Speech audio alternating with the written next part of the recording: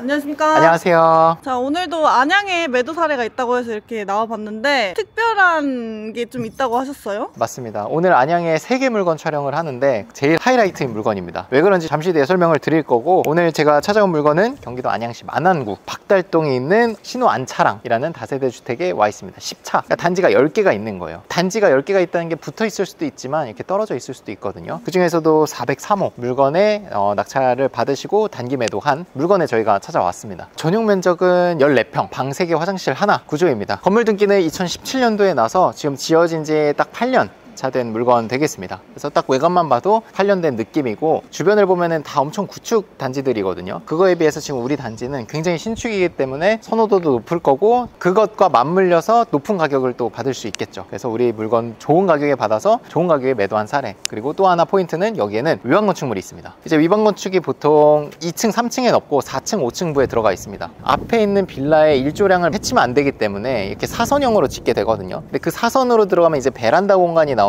거기에 지붕을 덮어버리면 이제 위반이 되는 겁니다. 우리 4층이 딱 그런 형태예요. 지금 보시면 우리 4층이 베란다로 나와져 있어야 될 공간이 지금 지붕이 씌워져 있거든요. 그래서 그 공간이 지금 다 위반으로 돼 있고, 그 면적이 꽤 넓습니다. 위반 건축물 면적이 21제곱미터, 즉 한 6평 정도가 위반 건축이에요. 그도 그럴 게 도면을 보시면 방 2개랑 거실까지 이렇게 베란다가 쭉 연결이 돼 있어요. 근데 그 공간을 다 그냥 덮어버린 거예요. 그러니까 아무래도 그 면적이 꽤 넓겠죠. 감정가 3억 1,400짜리가 두 번 유찰이 돼서 2억까지 떨어졌을 때 우리 교육생이 2억 2,900에 낙찰을 받았습니다. 감정평가에는 위반 건축에 대한 감가를 하지 않습니다. 그래서 시세만 보고 감정을 하기 때문에 감가를 하지 않고, 입찰하는 사람들은 어때요? 위반 건축이 돼 있으면 가격을 더 보수적으로 해서 입찰을 하겠죠. 그러다 보니까 이제 2명밖에 안 들어왔어요. 두 번 유찰이 됐는데 2억 2,900에 받아서 얼마에 팔았는지가 또 중요하겠죠. 얼마에 파셨냐? 우리는 매매 계약서도 같이 올리죠. 매매 계약서에 2억 7,500이라고 돼 있습니다. 거기에 또 들어간 비용들이 중요하겠죠. 그리고 더 중요한 거는, 저 위반 건축을 보통은 떼고 매도해야 된다고 생각을 하거든요. 대출의 문제가 되니까. 근데 우리 교육생은 떼지 않고 위반 건축이 있는 채로 매도를 했습니다. 대출이 어떻게 나왔던 거예요? 애초에 그 경매로 낙찰받을 때부터 위반 건축물 대출이 문제가 되진 않나요? 문제가 이제 대부분 되죠. 특수한 물건에 대출을 해주는 거기 때문에 뭐 대출 이자랄지 중도상환 수수료 이런 것들이 좀 높을 수는 있습니다. 그럼 이은혜 실장님한테 이제 상담 받으시고 입찰 그렇죠. 상담을 미리 받으시고 위반 건축인데도 해주는 데가 있다라는 걸 확인하고 입찰하셨고, 그렇게 대출 80%도 받으셨죠. 대출 우리 교육생이 받은 걸 그냥 연결을 해줬어요. 거기 은행에 전화해서 저 위반 건축 있는 거 대출 거기서 받았었는데 매수자분이 지금 나타났다. 요 분한테도 대출을 해줄 수 있냐? 그래서 은행의 답변이 1주택자 초과만 아니면 해주겠다. 진짜 열심히 하시는 분이고, 경매로 성과도 만드신 다음에 뭐 차량 경매도 하고 계시고, 우리 리치스쿨에서 하는 여러 가지 교육도 수료하고 계신 분입니다. 그래서 이 물건을 언제 낙찰을 받았냐면 작년 9월에 낙찰 받아서 10월 말에 잔금 납부를 하시고요. 잔금이 6월 2일, 7개월, 8개월 정도 걸리긴 했네요. 근데 중요한 메시지가 있죠. 7개월, 8개월 걸려도 위반 건축을 떼지 않았는데도 매도했다는 건 정말 큰 메시지입니다. 자, 여기에 입지로 보면은 뭐 주변에 역세권이라든지 상권이 엄청나게 크게 있지는 않아요. 다 주택가들입니다. 다세대 주택, 뭐 단독주택 있고요. 중간중간 이제 카페라든지 조그만 이제 상가들 1층에 자리 잡고 있습니다. 그래도 좀 위쪽으로 가면 안양역까지 버스 타고 한 15분 정도 거리 1호선 라인이 쭉 지나가고 있고, 안양 쪽은 자체적으로 서울과의 접근성이 굉장히 좋기 때문에 서울의 비싼 어떤 집값, 월세 뭐 이런 게 부담스러우신 분들은 또 안양이라든지 안산이라든지 이런 데 내려와서 또 거주를 하시거든요. 일자리가 또 많기도 하고, 그런 점에서 안양은 충분히 수요가 있고 가격만 잘 받으시면 돼요. 오늘 세개 촬영하는 것도 다 매매 계약된 거잖아요. 단기로. 그래서 그런 것들을 보면 확실히 여기는 동네적인 수요가 있다라는 거를 확인할 수 있습니다. 또 4,500의 매도 차익이 있고요. 들어간 비용들을 또 계산을 해야겠죠. 이사비 300만원, 명도 대행비, 저희 대행 서비스를 활용을 하셨습니다. 50만원 쓰셨고, 인테리어 220만원, 도배 93만원, 입주 청소 22만원, 관리비 31만원, 그리고 대출이자 7개월 500만원, 그리고 복비 250만원, 등기 비용 440만원, 총 들어간 비용이 1,900만원입니다. 요거를 제하고 나면 얼추 2,700만원 정도 남게 되겠네요. 대출 한 80%로 감안을 하면 제 생각에는 한 4천만원 중반 정도 들어갔을 것 같습니다. 4,500만원 정도 들여서 2천만원 후반을 벌었으니까 얼추 한 50% 정도 되지 않나 싶네요. 사실 수익률 40%만 돼도 되게 잘한 건데 50% 정도 되니까 수익률이 훌륭한 거죠. 여기 보시면 빌라 단지가 되게 커요. 이쪽 반절만큼만 올라가는 게 보통의 다세대 주택의 어떤 토지 면적인데, 여기는 두 개 필지를 하나 묶어서 올린 것 같아요. 주차 공간도 이렇게 1층에 필로티로 확보가 되어 있습니다. 이 뒤편에 주차 공간들이 되게 많더라고요. 쓰레기 버리는 공간, 분리수거 하는 곳, 깨끗하게 관리가 되고 있는 걸로 보이고요. 편한말 보면 아무래도 땅 면적이 크다 보니까 세대수도 상대적으로 되게 많죠. 한 층에 4개 호실씩 해서 14세대, 세대별로 면적이 작진 않아요. 안에가 되게 집 내부에서 고장날 수 있는 어떤 시설물 같은 거에 대해서 AS를 어디 요청해야 되는지 딱 써놨습니다. 이런 거 되게 좋네요. CCTV도 달려있고 되게 관리가 잘 되고 있다는 게 딱 보이네요. 엄청 넓게 느껴지네. 자, 이 집은 6월 2일 날 입주하실 예정인 집이에요. 인테리어를 간단하게 좀 하셨어요. 집이 깨끗하죠? 인테리어를 300만 원 들여서 하셨고, 자, 이 집의 포인트는 이 내부의 인테리어가 아니라 바로 제 뒤편에 있는 거실, 바깥으로 나져 있는 발코니 공간입니다. 바로 이 뒤편이 위반 건축에 해당되는 공간이에요. 아, 샤시가 왜 이렇게 크나 했어요. 네, 베란다로 나가는 공간이죠. 와, 아마 역대급 위반 건축을 아마 보통 외부에서만 보셨을 거예요. 근데 여기는 내부가 와, 그러니까 이게 엄청 크네. 네. 뭐야? 이게 6평. 이게 다 위반인 거예요. 요거를 다 이제 설치를 한 겁니다. 그러니까 방 3개, 화장실 하나에 요 공간까지 지금 우리 집인 거예요. 야, 이거 너무 큰데요? 네. 여기로 나가면 이제 이게 진짜 온전한 베란다죠.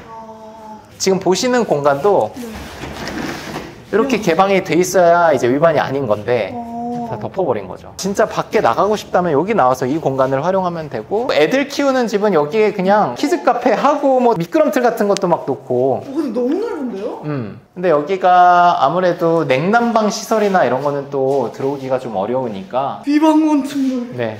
대박 커. 여기도 이제 따로 불을 켤 수 있나 봐요. 여기 하고 아마 세탁기 같은 것도 여기에 놓을 수 있을 것 같은데요? 아니 근데 이거를 지붕이 열려 있으면 여기 공간이 다 베란다인 거예요? 그렇죠. 근데 베란다가 엄청 큰데? 그렇게 생각해도? 이렇게 큰 건 처음 봐요. 전용 면적 14평인데 6평이 베란다인 경우를 봤다고? 베란다여도 훌륭한 집이고 이렇게 덮어놓으니까 따로 쓸 수 있는 것도 좋네요. 눈 비에서 자유로우니까 집 내부에 있어야 되는 것들을, 많은 것들을 여기에 뭐 할 수 있을 것 같아요. 뭐 창고 쪽으로 쓸 수도 있을 것 같아요. 그래서 하이라이트부터 봤고요. 이런 위반건축 집을 팔았다는 게 또 중요한 거죠. 그러니까 보통 위반건축은 안 팔린다, 저걸 떼야 된다 이렇게 하는데 반대잖아요. 있는 채로 그냥 매도했으니까 훨씬 더 이제 중요한 메시지가 되죠. 이행강제금 법이 최근에 바뀌었는데 원래 5년치만 내면 이제 벌금은 안 나와요. 근데 그 법이 2019년도인가 바뀌어가지고 그 바뀐 이후부터 적발된 거는 원상복구 될 때까지 계속 무한정 부과되는 거거든요. 근데 이 물건 같은 경우는 이미 5년치를 다 납부를 해서 벌금은 안 나오는 위반건축만 들어있는 물건이라고 보시면 될 것 같습니다. 그리고 저 공간이 왜 이렇게 깨끗한가 했더니 또 저 공간을 이제 매수자분께서 좀 활용하실 수 있도록 좀 수리를 했다고 하네요. 그래서 인테리어비가 200 정도 들어갔다고 해요. 인테리어비 전체가 300 뭐 몇십만 원 들어갔는데 그 중에 200만 원을 저 베란다에 쓰셨으니까 여기는 진짜 100만 원, 도배랑 이사 청소 정도만 마무리한 걸로 판단이 됩니다. 주방 공간에 가스 버너도 있고 여기 인덕션도 있어요. 저기서 조리하고 여기 식탁에서 같이 끓여 먹으면서 샤브샤브를 드실 수도 있고 뜨겁게 달궈서 맛있게 먹을 수 있고 컨센트나 USB 꽂으면 충전도 할 수 있는 자리도 있습니다. 요게 아마 따로 구매를 하셨을 거예요. 그래서 요 높이에 맞게 식탁 따로 안 두고 공간이 최대한 넓게 빠져야 되니까 여기서 식사를 바로 하실 수 있게 이렇게 2개 세팅을 하셨고요. 뭐 전자레인지나 밥솥 둘 수 있는 수납장도 있습니다. 거실은 그냥 무난한 크기 정도 될 것 같습니다.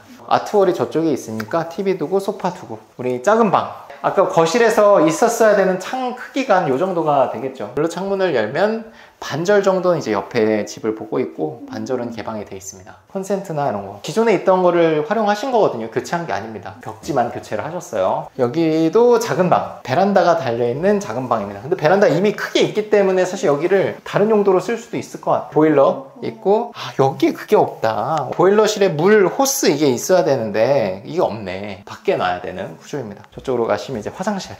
와, 화장실 되게 커요. 길게 잘 빠져 있다. 화장실도 변기, 세면대, 샤워실 있고요. 이게 안방, 벽걸이 에어컨을 쓸 수 있기 때문에 여기에 또 컨센트가 별도로 마련이 되어 있고요. 여기가 이제 좀 앞에 도로가, 큰 도로가 있어서 완전 뚫려 있는 뷰는 아니지만 그래도 개방감이 나쁘진 않습니다. 사실 이 공간들만 보면 그냥 방 3개 화장실 하나 무난한 집이네 라고 할 수 있는데 이제 베란다가 압권인 거죠. 위반건축이 들어있다 라고 하면 되게 꺼려지게 마련인데 우리 교육생분은 오히려 그거를 기회 삼아서 더 싸게 받는 거에 집중을 하신 거죠. 그리고 아까 낙찰 가격을 보시면 아시겠지만 2명밖에 안 들어왔잖아요. 본인이 원하는 수익률을 갖고 입찰하셨지만 더 낮게 입찰했어도 낙찰이 되는 거고, 이게 위반건축이 없었다면 이것도 뭐 10명, 15명 이렇게 들어왔겠죠. 2번 유찰이 됐으니까. 그리고 안양이니까. 안양은 또 이 빌라 인기가 많은 동네거든요. 경쟁 경쟁도 좀 치열하고. 자, 그래서 우리 교육생분이 또 안양에서 여러 가지 또 매도 사례들이 있어서 이렇게 또 한번 촬영을 했고, 원래 투자라는 거는 소식이 전해지기 전에, 특히나 경매는 경쟁 입찰이기 때문에 사람들이 몰리기 전에 투자를 해야 되는 거고, 우리 교육생들도 받았던 시기를 보면 뭐 작년 말 뭐 이때거든요. 계속 또 매도되는 동네는 안양뿐만 아니라 여러 군데가 있습니다. 여러분들이 잘 찾으시면은 훨씬 더 많은 매도 차익을 만들 수 있다는 걸 좀 말씀드리고 싶었고, 오늘 이 영상에서는 위방건축도 수요가 많은 동네는 매도가 된다라는 걸 말씀을 드렸습니다. 꼭 딱지를 떼는 것만이 정답은 아니다. 위방건축이 있지만 이미 이행강제금이나 벌금이 다 납부가 된 상태에서는 이걸 그냥 갖고 이걸 넘길 사람이 있지 않을까라는 거를 고민하는 것도 한 방법일 수 있고, 이런 것들을 혼자 고민하지 마시고 주변 부동산에도 빌라를 하시는 분들은 위방건축을 어쩔 수 없이 같이 다루게 돼요. 그분들한테 물어봐서 이렇게 공간이 너무 좋게 돼 있는데 이걸 꼭 없애야 되냐라고 물어봤을 때 반응들을 보시면서 좀 조사를 해보시면 오히려 위방건축이 있는 게 입찰할 때 수익을 더 크게 가져갈 수 있는 어떤 이점이 될 수도 있는 겁니다. 오늘도 고생 많으셨습니다. 고생 많았습니다.